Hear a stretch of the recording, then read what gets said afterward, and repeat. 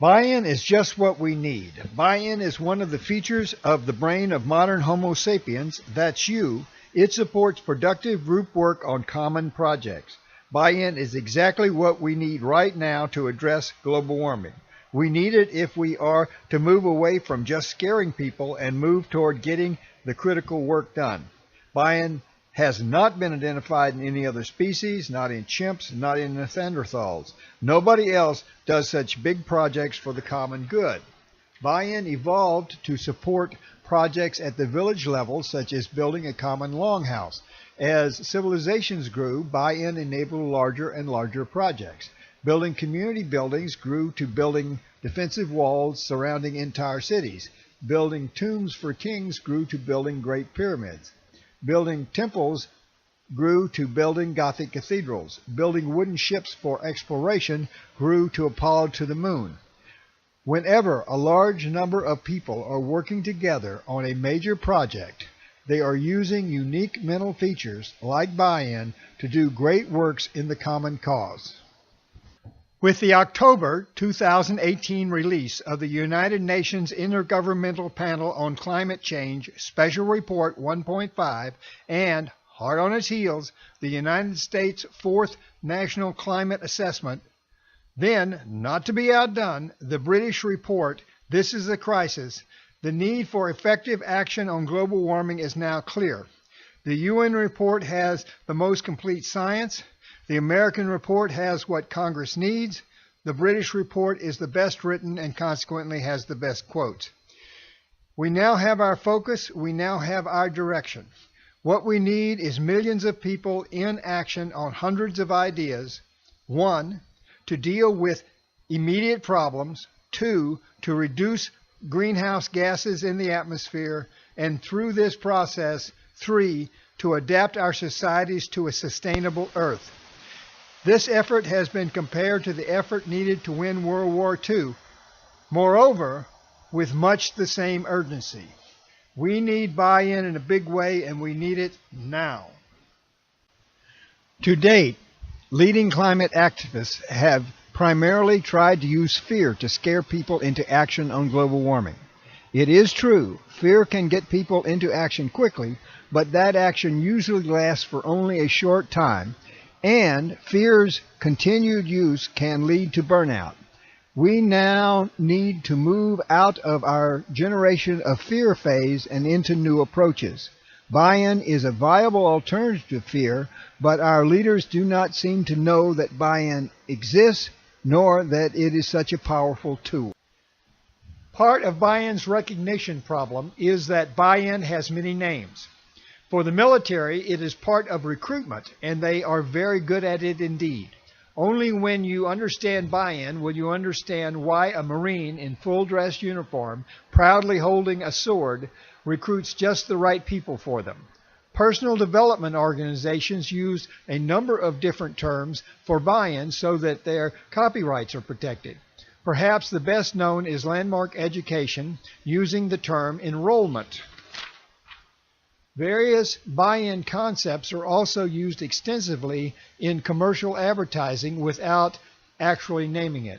That said, technical people invariably use the word buy-in and use the concept extensively to build workforces for their projects. In technical circles, the term is nearly universally understood at the gut level, even if the precise definition is not widely known. Buy-in is now sufficiently understood to be taught as a leadership skill. Here are 7 clear steps for instruction of leaders so that they can more successfully invite people to buy into working on their projects. In this discussion, the leader is the person trying to generate buy-in, and the listener is the person open to buy-in. The leader must make a well-thought-out presentation. It may include any combination of graphics, animation, and voice. A few personal stories may be helpful, particularly at the start of the talk.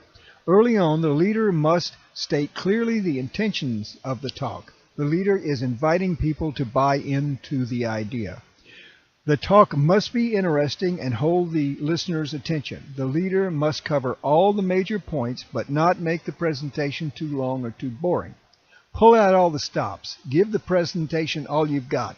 People will know it. The next step is the key and must be at the very end of the presentation. It is the actual invitation to buy-in. Stop all the fancy graphics. Present the idea as a line or two of pure text.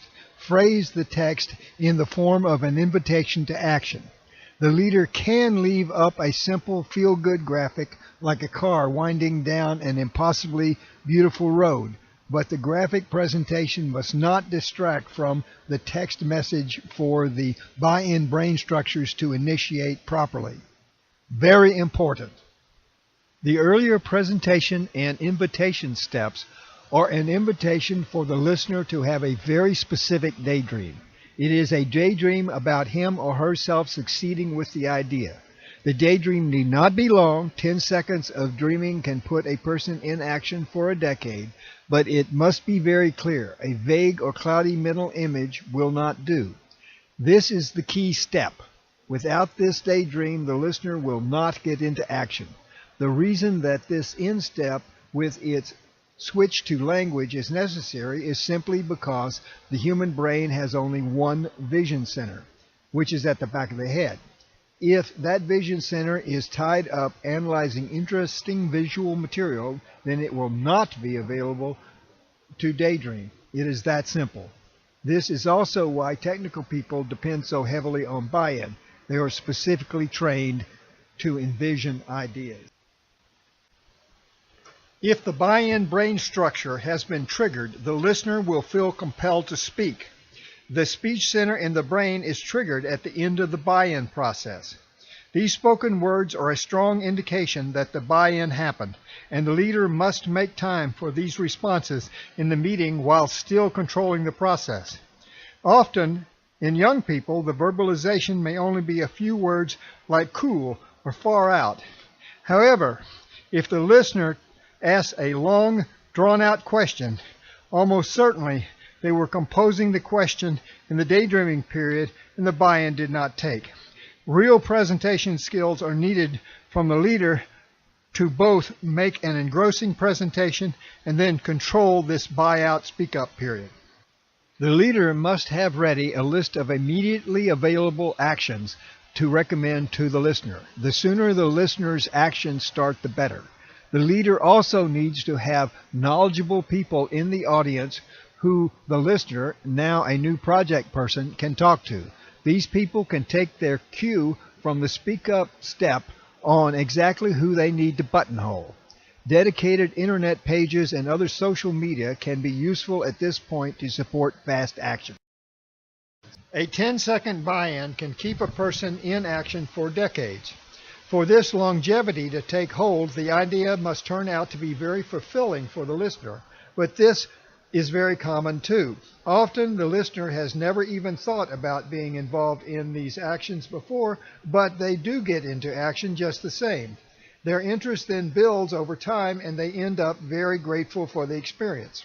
Later, when their resolution falters, the listener may simply go back to the daydream that started it all. Buy-in daydreams are very memorable and powerfully reinforce sustained action. These steps of buy-in are simple but not well known.